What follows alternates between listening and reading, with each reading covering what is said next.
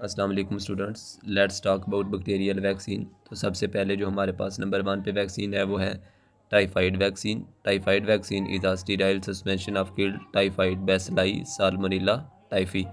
तो जितनी भी हम बैक्टीरियल वैक्सीन पढ़ेंगे इसमें जो चीज़ याद रखनी है वो यही है कि कौन सी वैक्सीन किस बैक्टीरिया से बनाई जाती है। तो टाइफाइड वैक्सीन साल्मोनेला टाइफी से बनाई जाती है और ये इसको हमने किल्ड लेना है, यानी कि किल्ड बैक्टीरिया लेने हैं। साल्मोनेला टाइफी टाइफाइड का कॉजिटिव एजेंट भी है। उसके बाद बात करते हैं इसकी डोज़ की।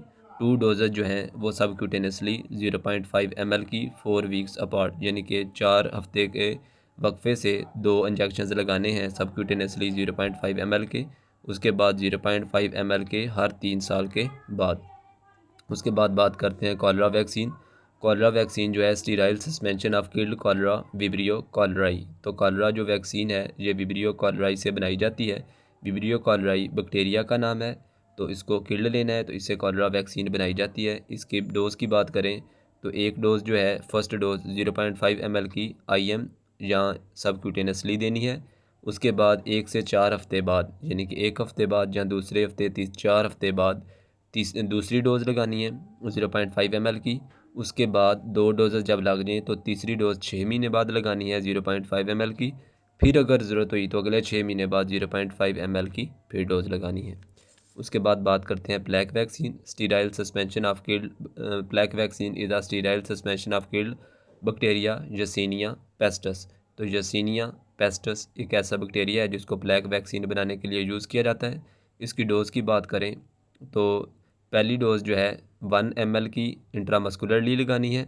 उसके बाद 1 से 3 महीने बाद, यानी कि 1 महीने बाद, 2 महीने बाद या 3 महीने बाद सेकंड डोज़ लगानी है 0.2 ml की।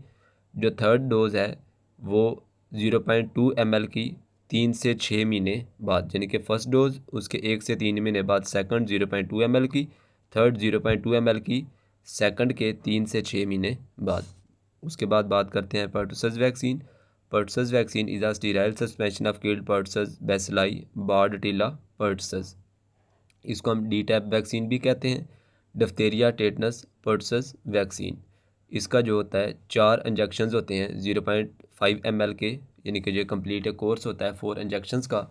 जो फर्स्ट 3 इंजेक्शंस होते हैं जब बेबी 6 वीक का हो जाए तो फर्स्ट डोज़ लगानी है 0.5 IM की। उसके बाद जब वो 10 वीक्स का हो जाए तो सेकंड डोज़ लगानी है 0.5 ml IM intramuscularly.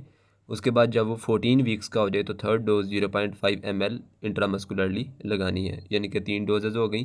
First dose जब वो 6 वीक का हो, सेकंड जब वो 10 वीक का हो, थर्ड जब वो 14 वीक का हो। ठीक है, उसके बाद यानी कि जो फर्स्ट डोज़ और सेकंड डोज़ के दरमियान जो गैप है वो 4 वीक्स का है और सेकंड और थर्ड के दरमियान भी 4 वीक्स का है।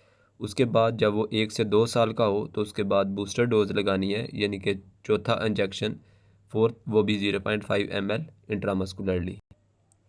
अब बात करते हैं ट्यूबरक्यूलोसिस वैक्सीन। ट्यूबरक्यूलोसिस वैक्सीन को BCG वैक्सीन भी कहते हैं। ये वाइवा पॉइंट ऑफ व्यू से इंपॉर्टेंट है। BCG वैक्सीन किस चीज़ के लिए होती है तो ट्यूबरक्यूलोसिस के लिए होती है। BCG stand for bacillus Calmette Guerin. अब जो कॉलमेट है इसके स्पेलिंग CALMETTE। ठीक है। Tuberculosis vaccine is a used for tuberculosis और ये it is a dried living culture of bacillus Calmette Guerin strains of mycobacterium tuberculosis.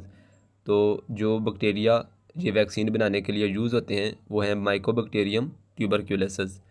ठीक है। तो इसकी जो डोज़ है वो है सिंगल डोज़ 0.1 ml की इंट्राडर्मल, यानी कि IM। ऊपर हमने जितनी भी वैक्सीन पढ़ी हैं वो सारे किल्ड थी, लेकिन जहाँ पे हम क्या यूज़ कर रहे हैं living culture of bacillus Calmette Guerin strain of mycobacterium tuberculosis. Strain से मुराद यानी कि वो वाले बैक्टीरिया हैं, वो वाला कल्चर है जिसने पेशेंट की बॉडी में जाके जिसको हमने वैक्सीन देनी है उसमें जाके उसने इम्यूनिटी इंड्यूस करवानी है।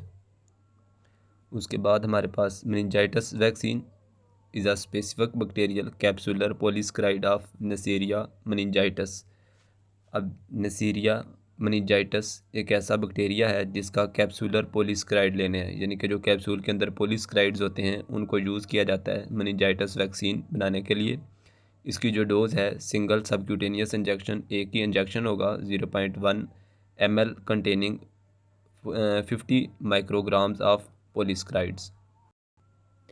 उसके बाद हमारे पास लास्ट पे नमूनोकोकल वैक्सीन है, polysaccharides antigens from strains of streptococcus pneumoniae. तो स्ट्रेप्टोकोकस नमूनियाई एक ऐसा बैक्टीरिया है जिसको नमूनोकोकल वैक्सीन बनाने के लिए यूज़ किया जाता है।